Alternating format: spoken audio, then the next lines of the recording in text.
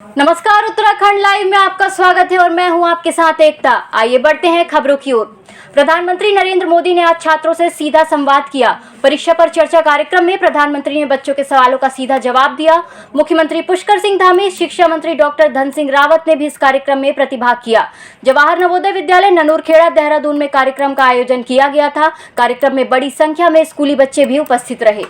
हमारे देश के यशस्वी प्रधानमंत्री नरेंद्र मोदी जी स्वयं एक कर्मयोगी हैं और उन्होंने जिस जीवन से वो यहाँ तक पहुँचे हैं, उन्होंने सामान्य अवस्था से लेकर आज पूरे हिंदुस्तान के ही नहीं बल्कि दुनिया के सर्वाधिक लोकप्रिय नेता बन गए हैं। तो उन्होंने सभी प्रकार की चीज़ों को जीवन में महसूस किया, देखा है। उन्होंने आज हमारे पूरे देश के बच्चों का, क्योंकि परीक्षा पर उनसे चर्चा की है। प्रधानमंत्री नरेंद्र मोदी ने परीक्षा पर चर्चा कार्यक्रम के तहत बच्चों को परीक्षा के समय संयम बरतने और शांत रहने को कहा। यहां तिब्बतन केंद्रीय विद्यालय में आयोजित परीक्षा पर चर्चा कार्यक्रम आयोजित किया गया, जहां प्रदेश के काबीना मंत्री गणेश जोशी ने भी स्कूली छात्र छात्राओं के साथ प्रतिभाग किया और मोदी के संबोधन को सुना। मेरा प्रश्न है, जब हम घबराहट की स्थिति में होते हैं तो परीक्षा के समय हम तैयारी कैसे करें? धन्यवाद। खुशी पूछिए।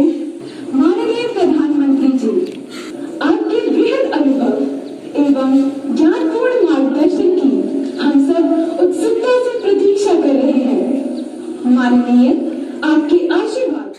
मैंने अभी प्रधानमंत्री जी को सुना तो मैंने उसमें सबसे पहली एक चीज़ सुनी कि उन्होंने माइंडफुलनेस के बारे में बताया कि जो ऑनलाइन या ऑफलाइन हमने पढ़ाई की है, तो उन्होंने बताया ऑनलाइन या ऑफलाइन दोनों सेम है। हमारे अंदर माइंडफुलनेस होनी चाहिए, कंसंट्रेशन होना चाहिए। वो हमारे मन की बात है कि हम कैसे कंसंट्रेट करते हैं। इसको अपना एक्सक्यूज़ मत बनाइए कि आप ऑनलाइन पढ़ाई कर रहे हैं, क्योंकि वो उसमें हमारे पास ज़्यादा अपॉर्चुनिटीज़ है। बिकॉज स्कूल में ये रहता है कि हमारे पास एक लिमिटेड टीचर्स रहते हैं और अपने टाइप के टीचर्स हमें नहीं मिलते हैं ज़्यादातर। सो अगर हमें अच्छे से पढ़ना है तो हम ऑनलाइन को भी एक बेटर वे बना सकते हैं। दैट आज करोड़ों बच्चों ने इसके माध्यम से प्रधानमंत्री जी का मार्गदर्शन लिया है। बच्चों से सीधा प्रधानमंत्री जी ने संवाद किया है, क्योंकि आज जैसा कि प्रधानमंत्री जी ने कहा, बच्चे के ऊपर पढ़ाई का बहुत लोड होता है। माता पिता की अपेक्षा कुछ और होती है, टीचर्स और कुछ चाहते हैं, और बच्चा क्या चाहता है इसके बारे में नहीं सोचते। इन सारे विषयों पर चर्चा सुनने को मिली और बच्चों को खेल के साथ साथ स्किल, शिक्षा के साथ साथ स्किल व खेल, क्योंकि खेल से जहाँ आदमी का शरीर स्वस्थ होता है, मन भी स्वस्थ होता है। इस बारे में बातचीत हुई, क्योंकि प्रधानमंत्री जी, मैंने देखा है कि उनकी मन की बात भी हम सुनते हैं, प्रधानमंत्री समाज के हर वर्ग की चिंता करते हैं। पौड़ी शहर की श्रीनगर रोड पर स्थित एक मकान की तीसरी मंजिल से गिर जाने से 2 साल के एक बच्चे को जिला अस्पताल लाया गया। जिला चिकित्सालय के चिकित्सक डॉक्टर नासिर सैफी ने जानकारी देते हुए कहा कि काफी ऊंचाई से गिरने के कारण अचेत अवस्था में बच्चे को जिला चिकित्सालय लाया गया था। प्राथमिक उपचार और सिटी स्कैन करने के बाद बालक को लगी चोट की गंभीरता को देखते हुए बच्चे को एम्स के लिए रेफर कर दिया गया है।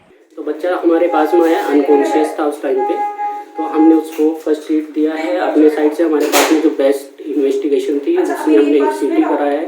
सीटी में बच्चे को ब्लीडिंग है और टेम्पोरल बोन का फ्रैक्चर भी है। तो उसके कारण में हमने फर्स्ट एड करने के बाद में, क्योंकि हमारे हॉस्पिटल में न्यूरोसर्जन का जो है न्यूरो डिपार्टमेंट में है, तो बच्चे को न्यूरोसर्जन ओपिनियन के लिए, जिससे बच्चे को सही टाइम पे सही ट्रीटमेंट मिल पाए, उसके कारण डिस्ट्रिक्ट हॉस्पिटल कोर्ट से बच्चे को एम्स के लिए रेफर किया गया।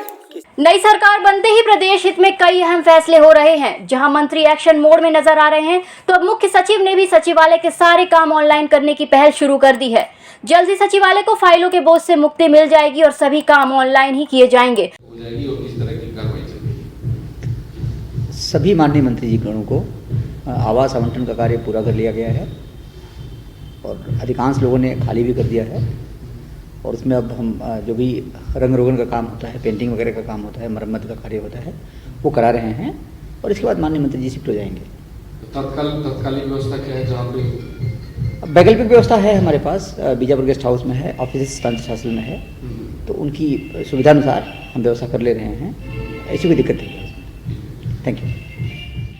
रमजान और नवरात्रि की शुरुआत होने जा रही है, जिसको लेकर पुलिस पूरी तरह सतर्क नजर आ रही है और त्योहारों के मद्देनजर डोईवाला पुलिस ने जनप्रतिनिधियों और धार्मिक लोगों से सामंजस्य बिठाने की कोशिश की है, जिसके चलते आज पुलिस और जनप्रतिनिधियों के बीच एक बैठक का आयोजन किया गया, जिसमें रमजान उल मुबारक और नवरात्रि को लेकर बैठक की गई।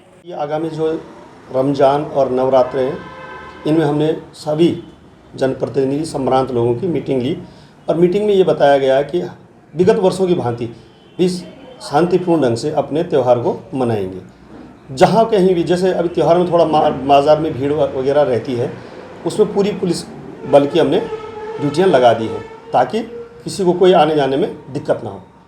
दोनों वर्गों के लोगों को बुलाकर किस तरह की समस्या होती है, क्या हम मदद कर सकते हैं, इस विषय पर बात की और दोनों धर्म के लोगों ने बताया कि यहाँ पर आज तक कभी भी नवरात्र और रोज़े में इस तरह की भी कोई दिक्कत नहीं आई। हमेशा शांतिपूर्वक त्यौहार मनाया जाता है। इसी कामना छात्र मैं अपने सनातन धर्म प्रेमियों को नवरात्र की और मुस्लिम धर्म प्रेमियों को रोज़े की, रमज़ान की बधाई देता हूँ। नवरात्रि भी 2 तारीख से शुरू हो रहे हैं, 3 तारीख से रमज़ान शुरू हो रहे हैं, तो इसको लेकर आज डोईवाला कोतवाली के द्वारा जो है निमंत्रण दिया गया था एक मीटिंग के लिए, जिसमें सभी क्षेत्र के जनप्रतिनिधि और वरिष्ठ लोग पहुंचे और यहाँ पर हमारे एसएसआई साहब के साथ बैठकर मीटिंग हुई और चर्चा की गई किस तरह से जो है सब धर्म के लोग जो है अपना अपना त्यौहार खुशियों के साथ और अच्छे से बनाएं। काशीपुर में पेट्रोल, डीजल और गैस सिलेंडर समेत अन्य उपयोगी सामान पर हो रही महंगाई विरोध में उग्र आक्रोशित काशीपुर के स्थानीय कांग्रेसी आज नगर निगम प्रांगण में एकत्र हुए और महंगाई के विरोध में विशाल धरना प्रदर्शन किया। इसको लेके आज अपने धरना प्रदर्शन किया है और प्रदर्शन हम अपना बढ़ाते रहेंगे और कोशिश करते रहेंगे कि सरकार हमारी बात सुने। जब चुनाव समाप्त हो गए हैं तो आज तेल की कीमतों को बढ़ाया जा रहा है। इस तेल और पेट्रोल डीजल की कीमतों को बढ़ाने का असर पूरे देश पे पड़ेगा और ऐसा नहीं है कि पेट्रोल और रसोई गैस के सिलेंडर पे ही इसका असर पड़े, पूरे देश पे इतनी महंगाई चरम पे है कि जनता की कमर टूटी हुई है। भाजपा को जगाने के लिए आज हम सब लोग एकजुट होकर आज धरने पर बैठे हुए हैं और जनता की अधिकारों की लड़ाई को लड़ने का काम कांग्रेस हमेशा करती है। इस बुलेटिन में फिलहाल इतना ही। नमस्कार।